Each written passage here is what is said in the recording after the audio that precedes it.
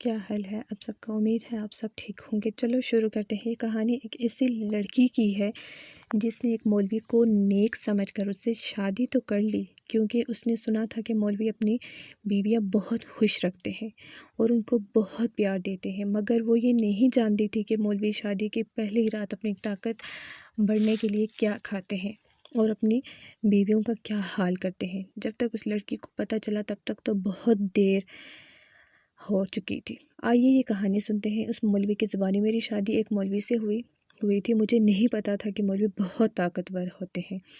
مجھے بس ایسا لگتا تھا کہ وہ بہت شریف اور نیک ہوتے ہیں اور وہ بیوی کے حقوق اچھے طریقے سے نبھا سکتے ہیں۔ حالانکہ کئی بار میں نے مولویوں کے بارے میں غلط باتیں بھی سنی تھی، پر مجھے ایسا لگتا تھا جیسے دین کو بدنام کرنے کے لیے ایسا کیا جا رہا ہے، بلکہ حقیقت اس کے برعکس ہے۔ لیکن مجھے معلوم نہیں تھا میری ساری امیدیں، میری خواہشیں، میرے خواب ناکام حسرتیں بن کر جائیں گے۔ جیسا میں نے اپنے ہونے والے شوہر کے بارے میں سوچا تھا وہ ویسا نہیں نکلا، اور یہ بات مجھے اتنی تکلیف میں مبتلا کر رہی تھی کہ میری تکلیف میرے چہرے پر بھی عیاں تھی۔ کچھ اس کا وحشی روپ جو رات کو میں نے برداشت کیا تھا اس نے مجھے آدھا کر دیا تھا۔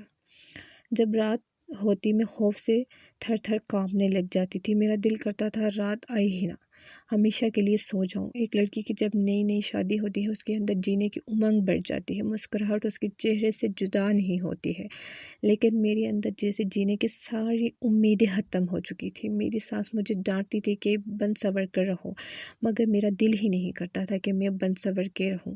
میں نازک نفیس لڑکی تھی، اپنے شوہر کی درندگی دیکھ کر میرا دل ماتم کرنے کو کہتا تھا، مگر دنیاوی دکھاوے کے لیے اور اپنے والدین کی وجہ سے میں چپ سی ہوئی تھی، کیونکہ بند کمرے میں شوہر نے جو میرے ساتھ کیا تھا وہ کسی کو بتانے کے قابل نہیں تھا۔ عورتیں ایسی باتیں کسی کو نہیں بتاتی ہیں، اگر وہ کمرے کی باتیں باہر نکالی تو ان کی بدنامی ہوتی ہے۔ میں شادی کے معاملے کو لے کر بہت زیادہ حساس تھی اور چاہتی تھی کہ میری شادی کسی ایسے انسان کے ساتھ ہو جو مجھے دل سے عزت اور احترام کرے۔ اور پیارے دوستو، اگر آپ اس کہانی کو مزید آگے بھی سننا چاہتے ہیں تو میرے چینل کو سبسکرائب کریں اور کمنٹ ضرور کریں کہ آپ کو کہانی کیسی لگی۔